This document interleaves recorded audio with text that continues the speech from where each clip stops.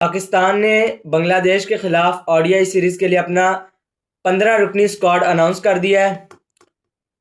शहीनशाह Afridi captain, Abdul Samad debutant, Abrar Ahmad, Faheem Ashraf, Faisal अकरम, हारिस रऊफ़, हुसैन तलत, मास सदाकत, Mohammad Rizwan wicket keeper, Mohammad गाजी Gauri, Mohammad Wasim junior और साद मसूद, साहबजादा फरहान, सलमान अली आगा और शामिल हुसैन।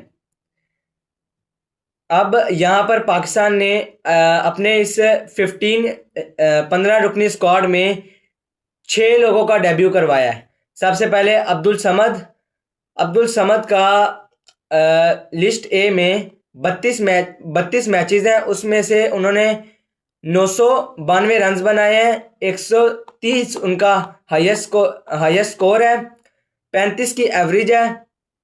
दूसरे नंबर पे आते हैं मास सदाकत ने लिस्ट ए में 28 मैच खेले हैं और 28 मैचों में उनकी एवरेज है 38 की और 972 रन बनाए हैं उन्होंने।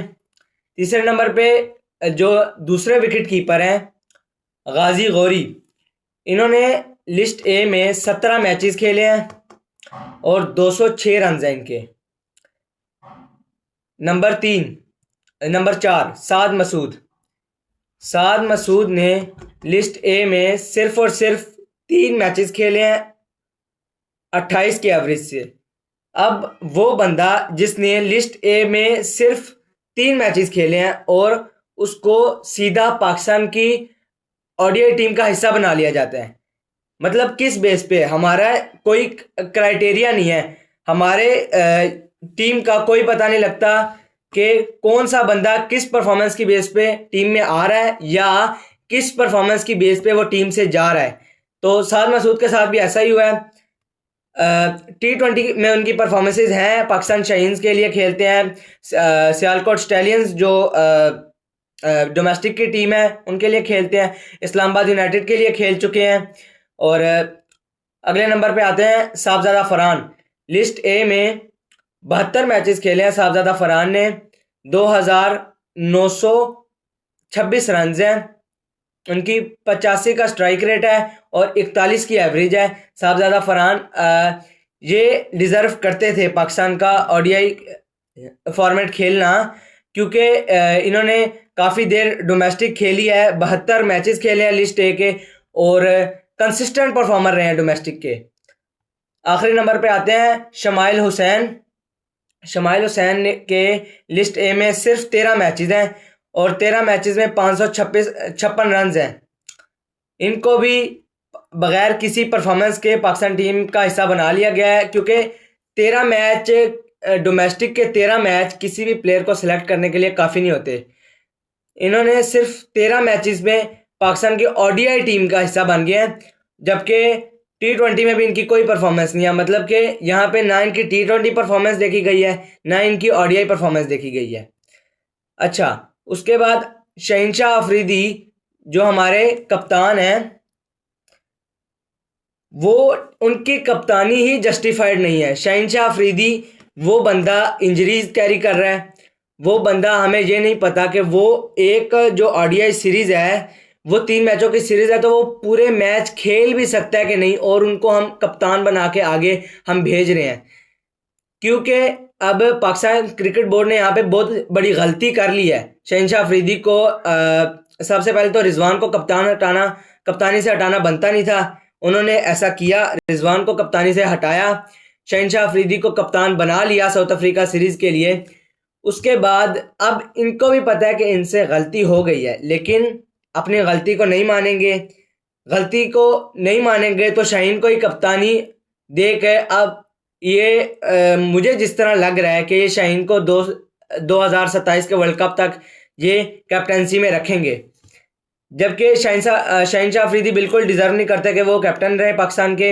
इनकी जगह बेस्ट ऑप्शन है कि सलमान अली आगा, क्योंकि वो पहले से ओडीआई में परफॉर्म कर रहे हैं और T20 टीम के भी कैप्टन हैं।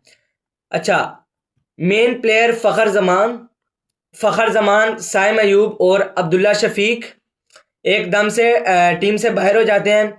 साइम अयूब जिन्होंने T20 में परफॉर्म नहीं किया, लेकिन उनको ओडीआई से बाहर निकाला गया है, जबकि साइम अयूब के ओडीआई में अच्छे खासे रन्स हैं और उन्होंने काफ़ी देर से वो परफॉर्म करते आ रहे हैं ओडीआई में।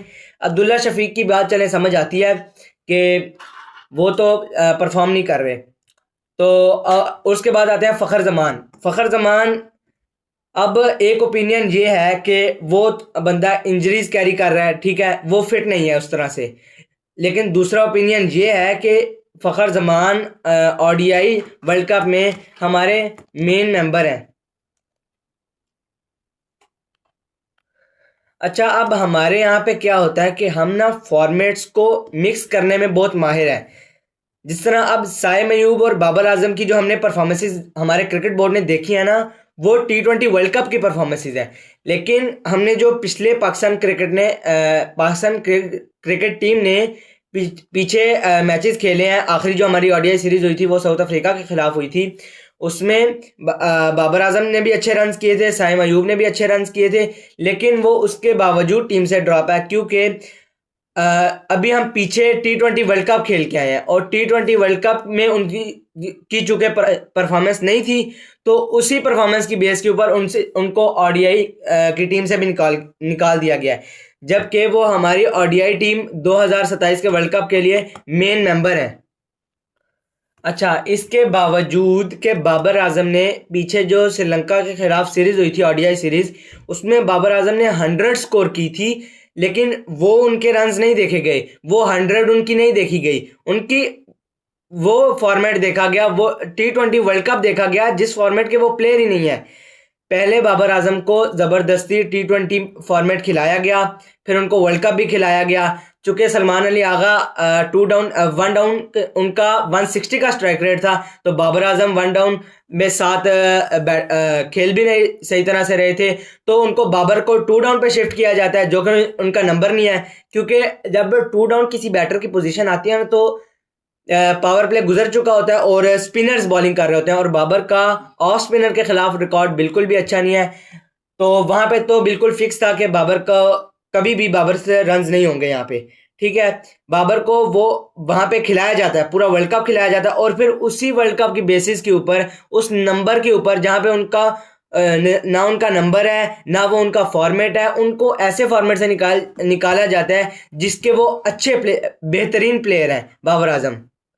अब हमने यहाँ पे अब्दुल समद को तो हमने स्क्वाड में शामिल कर लिया है, लेकिन यहाँ पे एक सोचने की बात है कि क्या अब्दुल समद से पहले इरफान खान नियाजी डिजर्व नहीं करता था कि वो अब्दुल समद से पहले खेले, क्योंकि वो पाकिस्तान की तरफ से एक तो डेब्यू कर भी चुका है, लेकिन अब्दुल समद को यहाँ पे रखा गया, हालांकि पहला चांस इरफान खान नियाजी का बनता था। इसी तरह मोहम्मद रिजवान के साथ दूसरा विकेट कीपर गाजी गौरी, ये इनको गाजी गौरी को साथ लेके जाएंगे स्क्वाड में, लेकिन अगर मुझसे पूछा जाए तो मुझे नहीं लगता कि गाजी गौरी को कोई मैच मिलेगा। एक तो 3 मैचों की ये सीरीज़ है, तो एक ही विकेट कीपर जारी बात है खेल सकता है, और रिजवान तीनों मैचेस खेलेंगे। लेकिन यहाँ पे क्रिकेट बोर्ड को ये काम करना चाहिए कि चाहे पाकिस्तान सीरीज जीते या ना जीते, कोई भी रिजल्ट हो सीरीज का, गाजी गौरी को एक मैच जरूर मिलना चाहिए, ताकि वो भी अपने आप को कुछ साबित करके दे सके, क्योंकि वरना उसको लेके जाने का साथ फायदा कोई नहीं है। आगे साहबजादा फरहान तो ऑब्वियसली डिजर्व करते थे ओडीआई फॉर्मेट खेलना, क्योंकि उनकी जिस तरह उनकी ये नेचुरल गेम है, वो जिस तरह शुरू में आते हैं, पहले तो कुछ डॉट बॉल्स खेलते हैं, उसके बाद वो चार्ज करना शुरू करते हैं, तो इस हिसाब से T20 में तो उन्होंने अपनी ये गेम ठीक कर लिया कि अब वो इतनी डॉट बॉल्स नहीं लेते जितनी वो पहले लेते थे, लेकिन ओडीआई फॉर्मेट उनको इस लिहाज से बहुत ज़्यादा सूट करेगा, तो फरहान की परफॉर्मेंस अच्छी रहेगी मेरे हिसाब से। साद मसूद, इस बंदे ने सिर्फ 3 फर्स्ट क्लास लिस्ट ए के मैचेस खेले हैं, लेकिन और इनका T20 क्रिकेट में भी कोई ऐसा रिकॉर्ड नहीं है। मतलब समझ बिल्कुल नहीं आ रहा कि साद मसूद ये बंदा कहाँ से, किस बेसिस के ऊपर ये पाकिस्तान खेलेगा, पाकिस्तान की तरफ से डेब्यू करेगा। वैसे अभी कंफर्म नहीं है कि डेब्यू करेगा भी या नहीं, और उसके बाद हारिस रऊफ के ऊपर काफ़ी बातें चल रही हैं। देखिए हारिस रऊफ जो है वो ओडीआई टीम का परमानेंट मेंबर है। हारिस रऊफ वो एक एक्सपीरियंस बॉलर है, पाकिस्तान की तरफ से काफ़ी मैचेस खेल चुका है, तो उसको ड्रॉप करना बिल्कुल नहीं बनता, क्योंकि T20 में उसकी परफॉर्मेंस अच्छी नहीं है। ये काफ़ी परेशान कुन चीज़ है, लेकिन फिर भी हारिस रऊफ को वनडे इंटरनेशनल खेलना चाहिए, क्योंकि वनडे में ना इतना ज़्यादा बैटर्स चार्ज नहीं करते, ख़ास तौर पे जब हम बांग्लादेश में जा रहे हो, तो बांग्लादेश में ना शुरू शुरू में फास्ट बॉलर्स को अच्छी खासी स्विंग मिलती है। हारिस रऊफ वहाँ पे अपनी पेस और स्विंग को यूज़ करके पाकिस्तान के लिए काफ़ी फ़ायदेमंद साबित हो सकता है। और ये थी पाकिस्तान की ओडीआई सीरीज़ के लिए पाकिस्तान का स्क्वाड। मिलते हैं अगली वीडियो में इंशाल्लाह। अल्लाह हाफिज़।